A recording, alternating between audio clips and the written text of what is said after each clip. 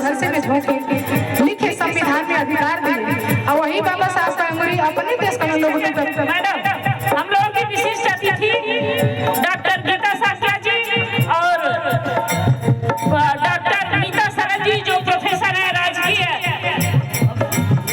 Degree college Mohammadabad में और राजकीय डिग्री कॉलेज मोहम्मदाबाद से डॉक्टर जगदेव प्रसाद जी आ चुके हैं। आप लोगों का हार्दिक अभिनंदन बंदन है। और हमारी मुख्य अतिथि डॉक्टर इंदु चौधरी लालगंज से चल चुकी है, 20 मिनट में हम लोगों के बीच आने वाली है। आप लोग धैर्य को बनाए रखिएगा और थोड़ा साथ में करिएगा। सोनाली राव जी थोड़ी सा साथ। और समय का बहुत अभाव है, लेकिन देखिए हर गली गली चौराहों पर देवी देवताओं का मंदिर है, लेकिन जब किसी महिला किसी बेटी बहन के साथ दुर्व्यवहार, अत्याचार, शोषण जब होता है तो किसी भी गली किसी भी देवी देवता मंदिर से कोई आवाज नहीं आती है। आवाज उठता है तो नियम से, कानून से, संविधान से लड़ा जाता है। तो वहाँ पे देवी देवता काम नहीं आते, वहाँ पे संविधान काम आता है। संविधान आपके लिए आवाज उठाता है। तो इसीलिए जानने और समझने की जरूरत है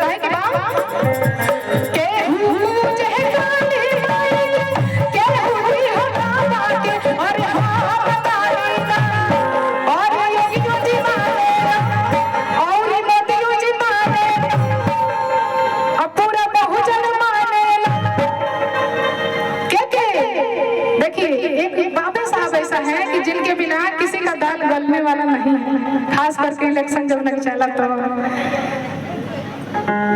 हित होके जाए दुश्मन जय भीम का नारा लगावे शुरू कर देना लोग है ना।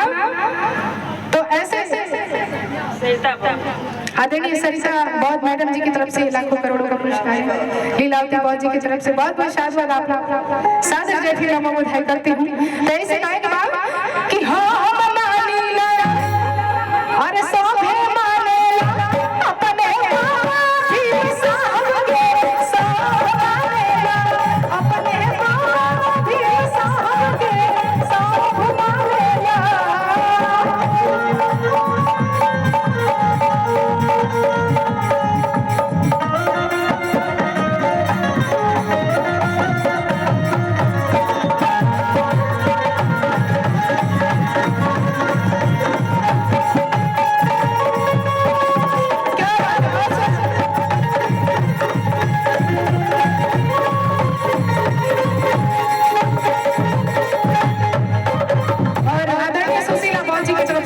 पुरस्कार मिला है। तहे दिल से सादर जय भीम नमो बधाई करती हूँ।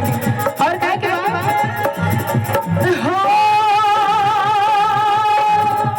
बाबा साहब के लिखल संविधान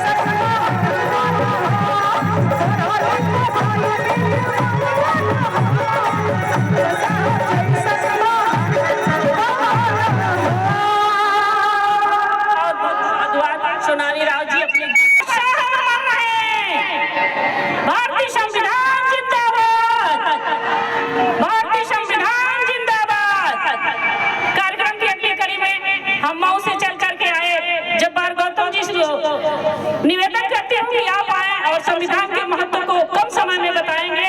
इसके बाद बच्चियां तैयार रहेंगी, जाफरपुर की बच्चियां अपना कार्यक्रम देने के लिए तैयार रहेंगी। इनके तुरंत बाद होगा आप लोगों का।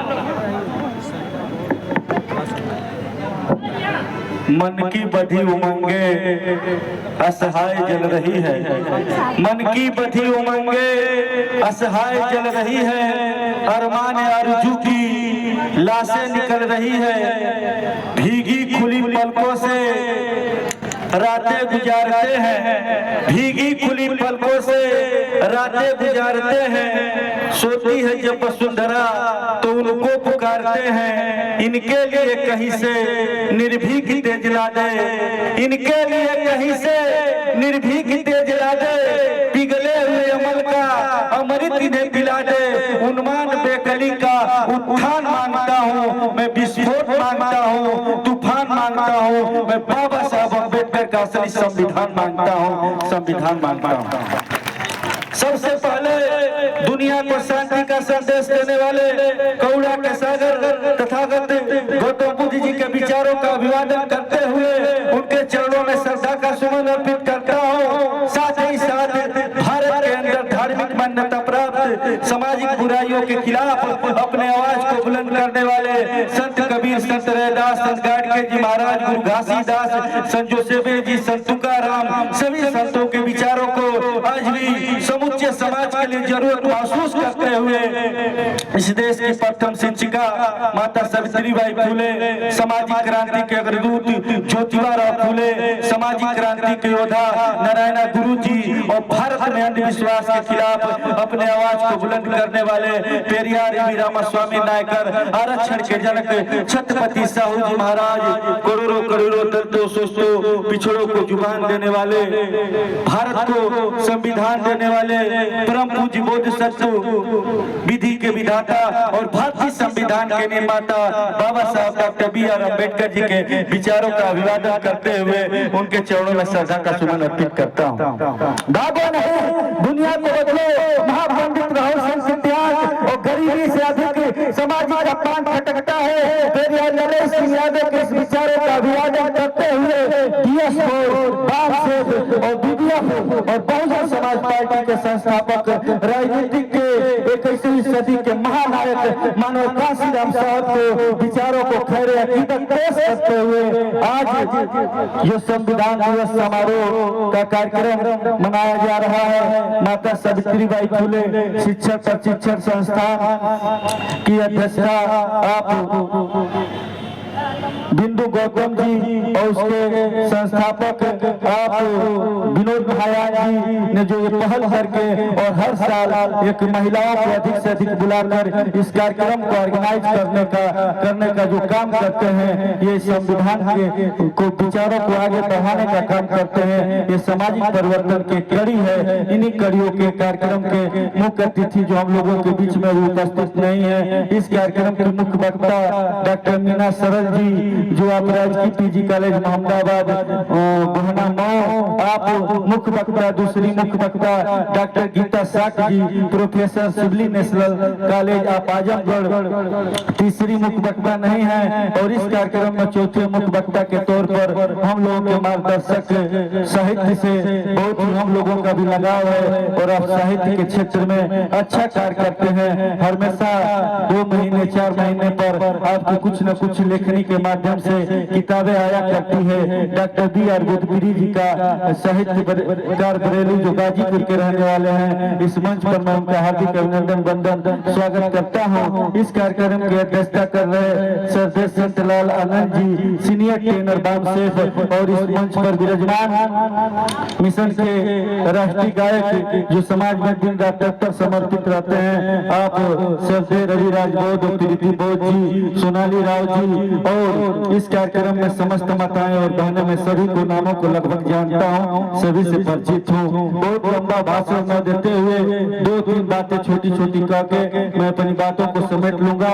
साथियों, आज पूरे देश में मैं देख रहा हूँ 7 से 8 सालों से एक इसको या तो प्रगति मानिए, या तो आंदोलन मानिए, या तो फैशन मानिए, संविधान बचाओ आंदोलन। संविधान खतरे में है, संविधान की अस्मिता लूटने वाली है, संविधान को नष्ट करने वाले हैं। ये तमाम ऐसे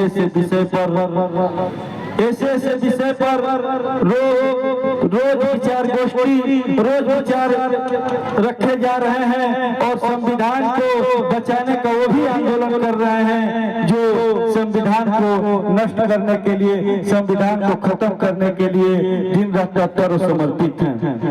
अब इसमें पहचानना मुश्किल है कि कौन असली संविधान को बचाने की लड़ाई लड़ रहा है और कौन नकली संविधान को बचाने की लड़ाई लड़ रहा है। ये भी अगर मूल्यांकन और सत्यापन और संकलन किया जाए तो पता चलेगा कि 70% लोग उसी पक्ष में खड़े हैं कि जो बैनर होर्डिंग लगाकर और फोटो खिंचवाकर और संविधान बचाने का एक हुजूम तैयार करके और एक तरह की शब्दों की मार से एक तरफ का अफवाह लेकर आते हैं और समाज को बरगलाकर और सही लोगों के दिल में भी वो धारणा भरकर और उनसे लाभ लेकर चले जाते हैं। साहित्य के शब्दों में देखा जाए तो ऐसे कौन से लोग हैं, ऐसे कौन से लोग हैं। हमें कार्यक्रम में जाने से पहले इसका मूल्यांकन और सत्यापन करना पड़ता है कि आखिर संविधान बचाओ, संविधान दिवस मनाने वाले वो कौन से लोग हैं जिनकी विचारधाराएं बाबा साहब अम्बेडकर से मिलती है, जिनकी विचारधाराएं बुद्ध से मिलती है, जिनकी विचारधाराएं संत गुरु रविदास से मिलती है कि नहीं मिलती है। इसका भी आकलन और संकलन होना चाहिए। अगर नहीं होगा तो हम इस देश में सही दिशा में अपने आप को ले जा नहीं सकते हैं और संविधान को बचाने के लिए एक बहुत बड़ा आंदोलन अभी पिछले चुनाव में चला है। पूरे देश में राष्ट्रीय चैनलों पर दिखाया जाने लगा कि संविधान खतरे में है। हमारे लोग यहाँ इतना लोग, हमारी माताएं बहनें बैठी हुई हैं। मैं माताओं बहनों का कोट से धन्यवाद करूंगा कि कार्यक्रम बहुत कम कार्यक्रम ऐसे होते हैं कि इतनी महिलाएं दिखाई देती हैं। तो एक सवाल हम माताओं बहनों से करना चाहूंगा कि आप उसमें से हाथ उठाइए कि किन लोगों के घर संविधान की किताब है। 100% लगभग महिलाओं के घर संविधान की किताबें हैं। और कितने लोगों को संविधान की प्रस्तावना याद है, वो भी हाथ उठा दें। रुकिए एक मिनट। अब सवाल इस बात का है कि हमारे पास संविधान की किताब है, हमारे पास तोप है, लेकिन चलाने के लिए उसमें बारूद और गोली नहीं रहेगी तो हम मार खाएंगे। इसलिए आपको समझना होगा और जानना होगा कि हमें मटेरियल तैयार करके और विचारधाराओं से लैस कर और आगे बढ़ना होगा, क्योंकि पर्वत को पाके आगे धारा रुकी हुई है। अग्नि स्तुजता का बुझना ढेर हो रहा है रो रही जवानी अंधेर हो रहा है। अब आता है हिमालय, गंगा डरी हुई है, कोई नहीं बताता किसकी किधर डली है। कम बेदरी किरण का संधान मांगता हूँ मैं, असली संविधान बचाने वालों का नाम मांगता हूँ, नाम मांगता हूँ, नाम मांगता हूँ। बहुत सारी बातें हैं और बहुत सारे दिल में कसक होते हैं। बाबा साहब अम्बेडकर ने 1949 में कहा था, electricity and education any country the progress I very want. किसी भी देश को विकास की तरफ ले जाने के लिए शिक्षा और आत्मबल की जरूरत पड़ती है, शिक्षा और आत्मबल की जरूरत पड़ती है। एक लेखक ने लिखा कि 2000 IAS रिटायर और ड्यूटी करते हुए दलित समाज के उत्तर प्रदेश में है। संविधान के लिए कौन चर्चा करते हैं? बरेली से एक नाम आता है, बुद्धगिरी जी का, लखनऊ से नाम एक आ जाते हैं, लेकिन ये लोग कहाँ हैं? 131 सांसद हैं, क्या उनको चिंता है कि संविधान बचाना है कि नहीं बचाना है? तो बाबा साहब अम्बेडकर 17 मार्च 1956 को जब आगरा के रामलीला मैदान में खड़े हुए बोलने के लिए तो रोने लगे और रोते हुए बाबा साहब अम्बेडकर ने कहा कि ऐसे लोग समाज, हमें पढ़े लिखे लोगों ने और चढ़े बड़े लोगों ने बहुत धोखा देने का काम किया है। बाबा साहब अम्बेडकर ने कहा कि कैसे लोग चाहिए संविधान को आगे बढ़ाने के लिए, कैसे लोग चाहिए समाज को आगे बढ़ाने के लिए। बाबा साहब अम्बेडकर ने कहा social change, cultural change without of human right change. जिनका मानसिक प्रवृत्ति सामाजिक प्रवृत्ति से मिली हुई है वही असली पढ़े लिखे मैं मानता हूँ। PhD और डॉक्टरेट की डिग्री ले ले, तमाम डिग्री ले ले, लेकिन सामाजिक समरसता बिंदु गौतम जैसे ना हो उनको मैं पढ़ा लिखा नहीं मानता हूँ। पढ़े लिखों की खोज हमारे समाज में खड़ी हुई दिखती है, लेकिन उनकी विचारधाराएं कहाँ खड़ी है इसका भी मूल्यांकन और सत्यापन होना चाहिए। और बहुत मूल्यांकन सत्यापन करेंगे तो आपको मालूम चलेगा कि किस तरह देश को ले जाने की जरूरत है। बहुत सारी बातें करनी है, लेकिन मैं अंतिम बातों की 2 बातें करके मैं अपनी बातों को समेट लूंगा। 6 दिसंबर 1956 को बाबा साहब अम्बेडकर की तबीयत 11 बजे बहुत खराब थी। बाबा साहब अम्बेडकर की जवान करा रही थी, बाबा साहब अम्बेडकर की जवान करा रही थी। नानक चरत्तू उनके पर्सनल सेक्रेटरी बाबा साहब अम्बेडकर के पास जाते हैं, देखते हैं कि बाबा साहब अम्बेडकर बोल नहीं पा रहे हैं, दौड़ के गोद में लेते हैं।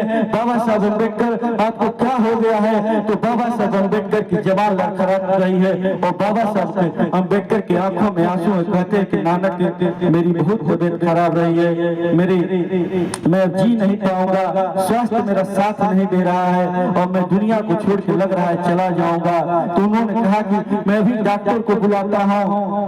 बहुत 12 बजे की रात और काली रातें, कहे कि अब डॉक्टर को बुलाने का समय नहीं रहा है। तब नानक चरत्तू रोने लगते हैं और बाबा साहब अम्बेडकर से कहते हैं कि बाबा साहब अम्बेडकर आप दुनिया छोड़ के जा रहे हैं, आप दुनिया छोड़ के जा रहे हैं, लेकिन करके एक हुजूम उमड़ेगा, एक सैलाब उमड़ेगा, लोग आपको अनुयायी आएंगे और पूछेंगे कि बात बताइए कि बाबा साहब अम्बेडकर ने अंतिम बातें क्या कहा था। तो बाबा साहब अम्बेडकर की आंखों में आंसू है और बाबा साहब अम्बेडकर ने आंखों में आंसू लेकर कहा कि जाकर इन दलितों से आवाज को कम कर दें, जाकर इन दलित शोषित समाज के लोगों से, इन पिछड़े समाज के लोगों से कह देना कि जख्म भर गए, निशान अभी बाकी है, वफा के राहों में जान अभी बाकी है। जो हमने बनाए थे ख्वाबों में महल वो तो ढह गए, लेकिन उसका खंडहर आलीशान अभी बाकी है, आलीशान अभी बाकी है। जाकर अपनी झुग्गी झोपड़ी के दीवारों पर लिख देना कि हम इस देश के हुक्मरान जमात के लोग हैं, हम इस देश के शासक जमात के लोग हैं। लेकिन आज तक हम अपने दिल की दीवारों पर,